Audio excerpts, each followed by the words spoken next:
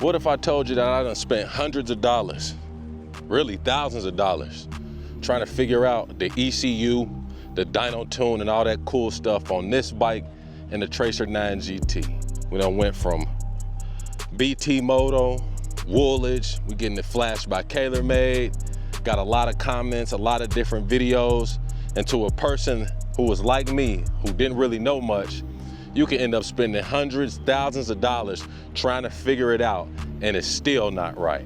Just like this bike. Yeah, we done spent a lot of money. Yeah, we done had different flashes and dyno tunes and all that, but it's still not perfect. In this video, I'ma share my experience on what it's been like trying to figure this thing out, and maybe I can save you some time and some money.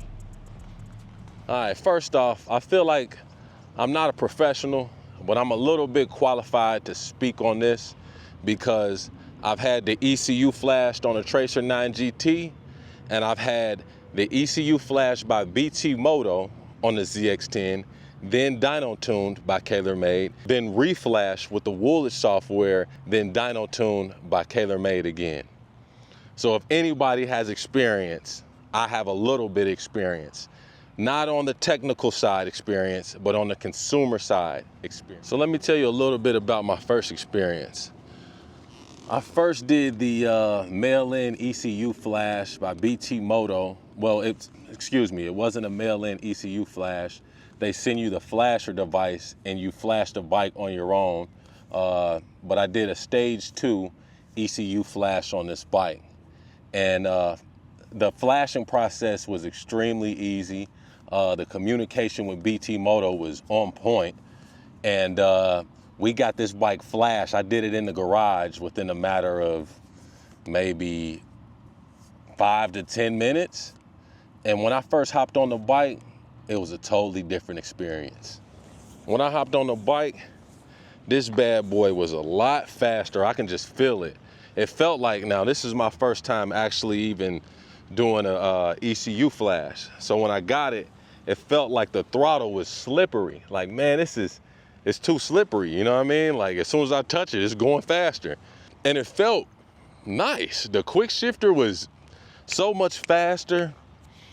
Like, if you had this bike, especially all my people out there with this specific bike, the quick shifter is like, you kick the quick shifter and then half a second later it shifts into gear. That BT Moto flash had it like pew, pew, pew, pew, pew. It was like bullets, pew, pew, pew, real quick. I remember Retrill88 was telling me about it because I think he had the flash first. And he was like, yeah, that quick shifter is biting. But here's the part where it started to get tricky. We put this bad boy on a dyno and I was in for a surprise. So if you haven't heard this story, I'm gonna tell you once again. I know y'all probably tired of hearing it. So I go up to B, I'm like, look, I need the pops and the bangs on this bad boy. B like, all right, long story short, we gotta do a different flash because we can't do it with the BT Moto on there. So then it's like, all right, we're gonna flash it with the Woolich. So I get the bike flashed with the Woolich software. Pops and bangs on there, but the shifting is outright horrible. Air-fuel ratio was off, but the horsepower numbers are great. I don't really give a damn about horsepower. So I'm like, all right, how do we fix that? Man, we gotta retune it. Of course we have to retune it. That costs some more money, right? Damn right it does. Ended up spending some more money getting this bad boy retuned.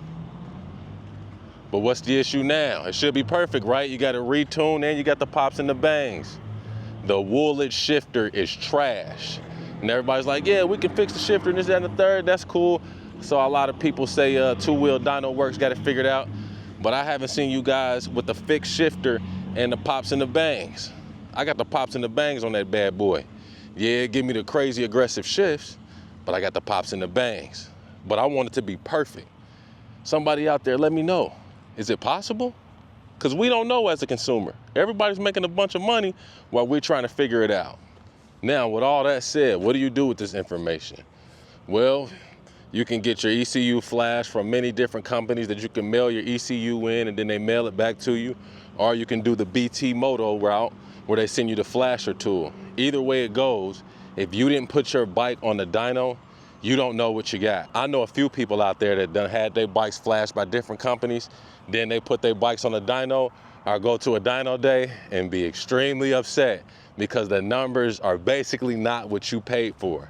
So the people that do these flashes, even on BT Moto site, says, hey, to get that air-fuel ratio ironed out, you're gonna have to take it up to a dyno and then send us back the results, and then we'll send you a new flash, then you have to dyno it again, then you send us back the results, then we'll send you a new flash, then you gotta dyno it again. Guess what? The dyno ain't free. The time off work it takes you to go up to the shop and get it put on the dyno is not free. The gas in the bike is not free. The communication and time is money, and anybody who's in business knows that it's not free. So while you figuring it out, dropping hundreds of dollars trying to get it ironed out, you could have just got that bad boy dyno tune for about the same price. Now, I didn't talk much about the tracer, but if you've seen some of the previous videos, we just got the basic ECU flash on the tracer. Now, everybody's like, yeah, you should dyno tune it, this, that, and the third. But man, I had so much of a headache, I ain't even thinking about dyno tuning no damn tracer, man. I'm good where it's at right now. So here's my advice. If you're gonna flash your ECU, know what you're getting into. Go to a reputable person that can dyno tune it, or go to a person that can flash it in person with the dyno on hand. Cause like I said, you getting your ECU back, yeah, the bike feels faster, but the bike could be slower. Now, it ain't no problem if it was free, but you paid a fee. If anybody else has had experience with getting their bike flashed, dyno tuned, or anything like that, or if there's any tuners out there that could kind of bring more light to this thing that we're trying to figure out, because man, we just want the bike faster and running smooth. That's all we want, man. We don't need the crazy horsepower. We don't need everything to be perfect. But if we're paying that money, we expect a good service, man. A lot of y'all are getting ECUs with no horsepower increase.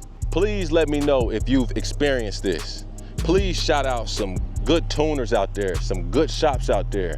Please tell me some of your dyno numbers that you've gotten from your bike. What's your air-fuel ratio looking like? Next time you see somebody and they're like, yo man, I got this much horsepower. I'm pushing 210 horsepower. Okay, what's your air-fuel ratio looking like? Bet you they won't be able to answer it because they don't give a damn and they don't know their bike running rich or it's running lean and it's just a bad running machine. This your boy 6 Gear Cutlow, man. We're gonna save some change and figure this out, man. Drop a comment down and let me know what's up. I'm gone. Peace.